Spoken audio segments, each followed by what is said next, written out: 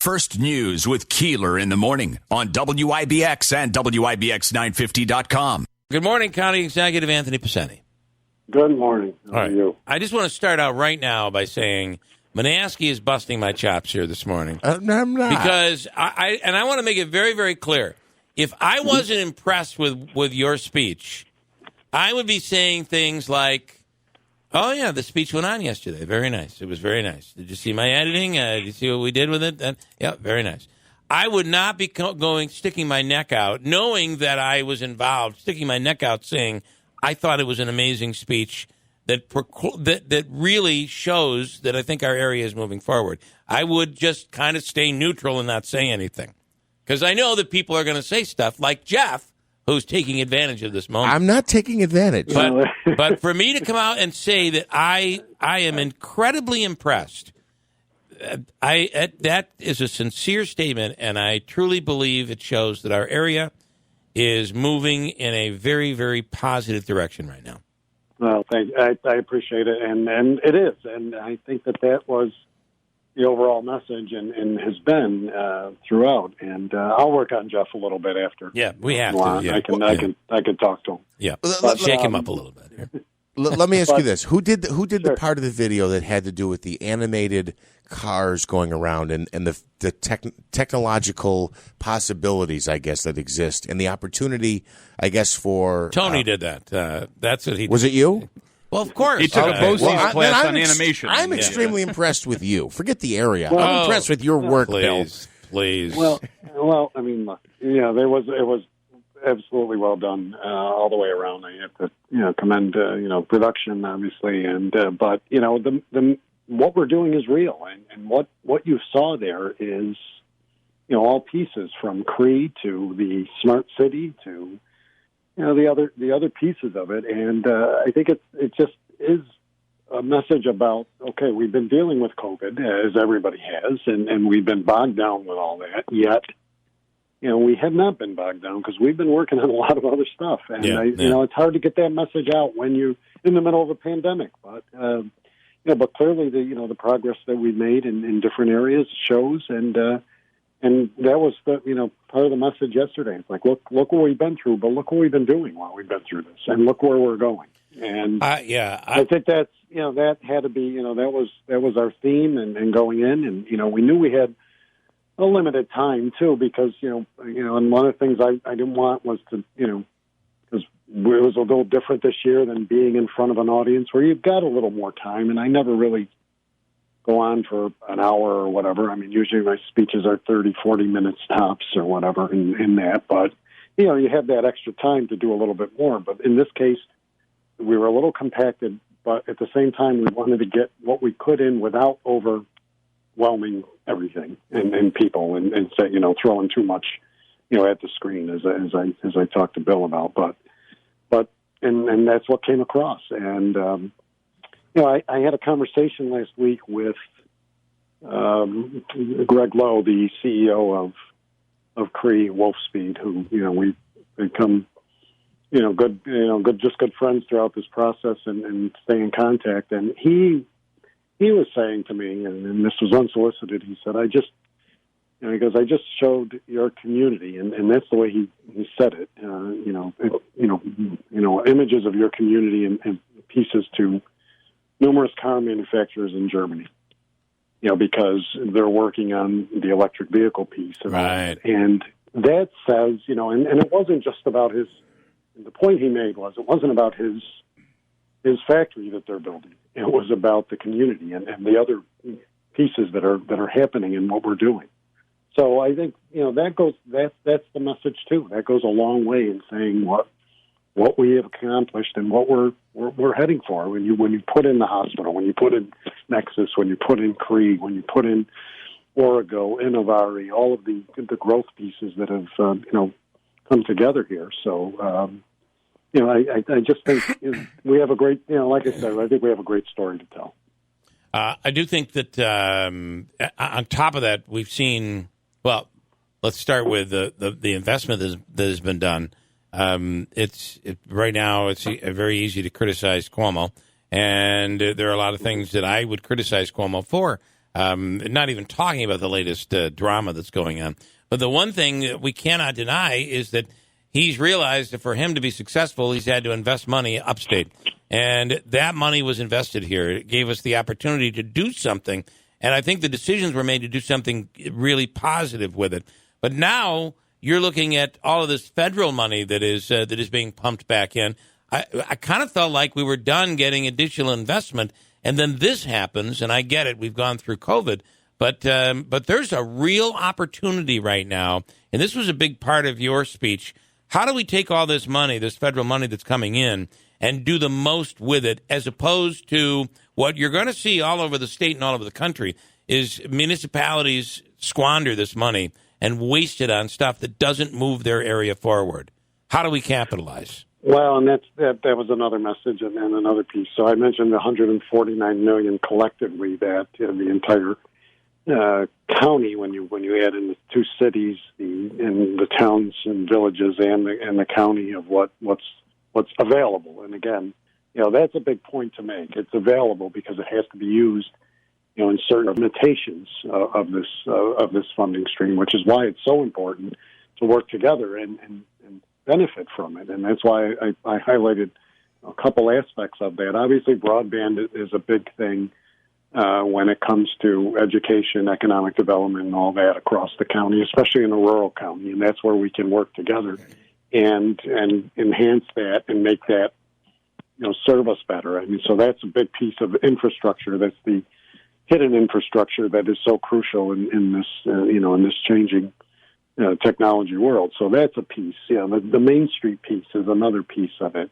Other areas of infrastructure, and certainly the ways in which we can invest, going forward, whether it's in places like the public market or, main streets and different things that, communities have suffered through. And, we have those throughout this county and in so many towns and villages that, can be enhanced and need to be because of the effects of the pandemic. So we really have to be smart, use it in a wise way, but also look to it as the recovery model that it really is, and what's going to get us there. And again, I keep saying that using that the matching fund piece or whatever, collectively we can go a lot farther than just doing small individual pieces throughout communities. Well, and I think what if everybody goes in their own direction, the word squandered is going to be used to describe what's done. And look, that's always hard. As when municipalities get windfalls as they see it, and even for us, it's always something a moment of caution to say, okay, let's invest wisely in this. What do we really need? And again, I go back on just a pot of money that you can do anything with. So it does have to be, and it should be, within the confines of what the American Rescue Act says. At least that's what we're going to do on the county end, and that's why I welcome everybody to let's also sit down. Maybe there's something. And look, I don't have all the answers. We outlined a couple pieces, but let's sit down. Tell me what else there is. Let's come up with, and as I said, intelligent investment that can build upon what we've seen so far. Tony, is there, because I reached out to Schumer's office about a week ago, they're still awaiting guidance, aren't they, for exactly what you can use the money for? We actually got guidance yesterday. Actually, Treasury yesterday came out with it. Treasury yesterday, or the day, I'm trying to think, literally the last, either Monday or maybe it was yesterday morning, but I think it was overnight Monday or late Monday that they came out with various guidance that said, that outlined that you have to apply for the money too. I mean, it's not going to be just. Everybody thought it was just going to show up in our on a wire transfer. I mean, but we have to apply, and you have to put things in place to say to outline it, and then afterwards there will be like all federal funds and state funds, there'll be an audit of it to make sure that you got this money and you did use it for what you outlined, or you used it for what was in the direction of the guidelines, so that it can be used. Can be used to lower taxes. It can be used, for certain other types of projects that have already been, and that don't have a connection, specifically to areas of recovery or infrastructure. So it does limit, different things, and we can send you the link so you could see it. I'm wondering. You mentioned the smart city in the speech and what is going to be done out on Rome. It looks like that it's going to be the area of Floyd Avenue. Now, explain what would happen there. Basically, creating a test area, which most places around the country, we talk about vehicles that drive themselves and delivery using drones and all of that stuff. But a city has to be set up for that, and we're not there around, and nor is most of the rest of the country, right?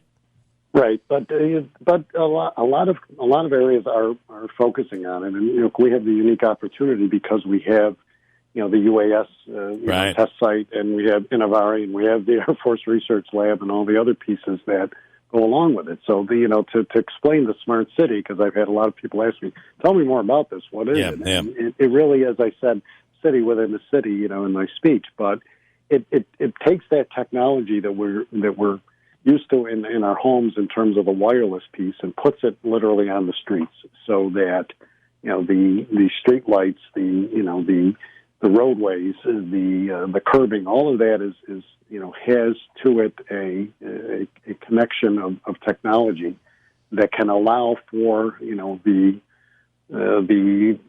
deliveries that you saw in the video of coming to your home. There has to be an infrastructure built in within the whether it's within the street lights or whether it's within the underground in terms of the fiber that helps connect it.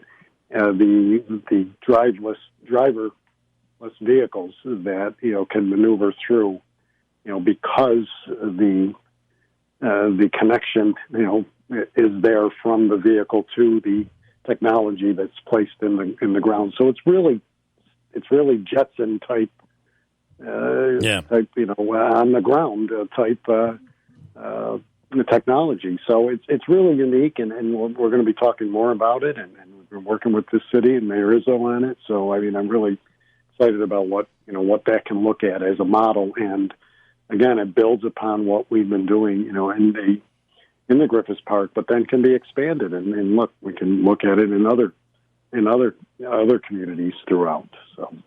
The other interesting thing is the testing that's going out in what is called this, which is under construction right now, this Sky Dome, which is enormous. The facility, I don't think you were able to see even on TV how large that is when you walk in. But the beauty of that, if I'm correct, is that drones, and several of them, when testing will be done.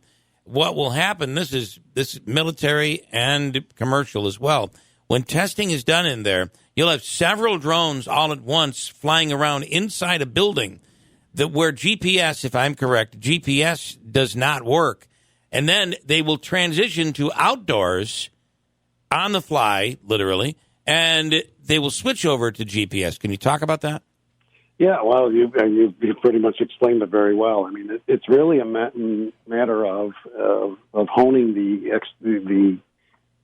technology that's the drones are capable of in an indoor test site that can, exist and as you said, with multiple drones in the air. So the goal is obviously as time goes on, you're going to see, where you only see one drone, you're going to see more than one in cases of whether it is a delivery system that ultimately gets done, or whether it's a rescue system, or whether it's other surveying pieces, or for public safety or otherwise. And it allows for the system indoors to adapt and adjust to the traffic patterns of what can be inside, and then and transition very easily outside and move around.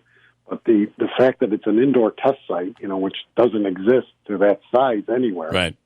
In the United States right now is really the unique piece, and that's why as more researchers and companies like whether we mentioned Navmar and Beta and some of the other companies. Well, Beta's more of the airline piece, or the electric airplane piece, but as Navmar and between X and between the other companies that are up there that continue to develop and expand on the capabilities of drones. An indoor site is essential to that because it just allows for more dynamics in terms of what they can program drones to do and transition in. So it's really all inclusive in that, and hopefully that'll be done hopefully this year, and we can start doing some demonstrations in there. It is very interesting when you see the piece in there that Cree had produced.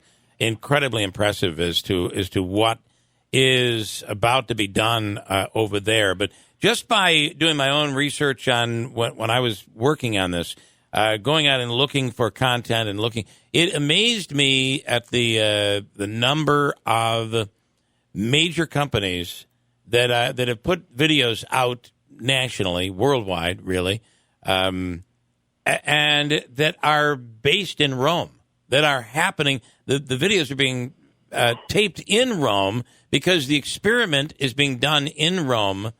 I think something like this just kind of is a bit of a wake-up call for us, and to realize that this is all going on in our own backyard, and that to me is pretty impressive.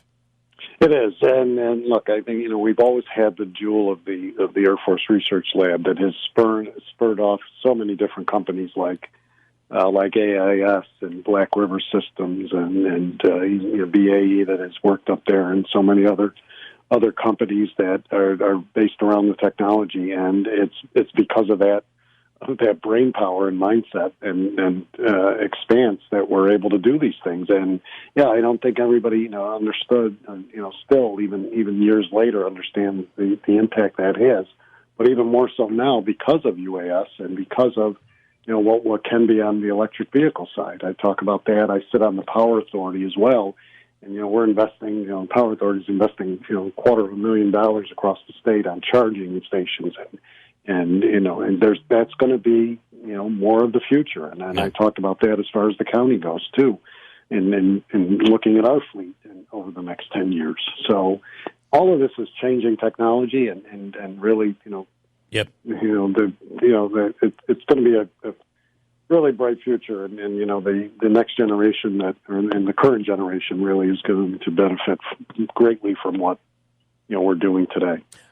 Someone asking the question: is there something that's going to be done for landlords that over the course of this last year and now up until the fall are really getting hit hard by this state mandate where nobody can be evicted? People have stopped paying their rent. Will there be something done to help these business owners? Well, these there landlords? is, and that's one of the things that we've gotten funding for. But that's one of the other things where we got funding, but then they didn't do specific guidelines, and we're waiting for the state's portal to open up. But we have several $1 million to do that, and hopefully that'll get. It's not that we're holding it up. It's on the state's end of regulation. So hopefully that'll get done. All right. In the next several days. We appreciate the update. Thank you so much. And let's, there's an opportunity for this entire region to finally, once and for all, move forward. And I think it gives us all a shot, which is all we can ask for, I guess, at this point. It is. All right. So thanks. Thanks so much. Thank you. Take care. County Executive Anthony Picente, after his address yesterday. There's a lot of stuff in there, right? Yeah, absolutely. A lot of exciting stuff, new stuff, and it's positive. That you do feel like there are things that are happening in a good way.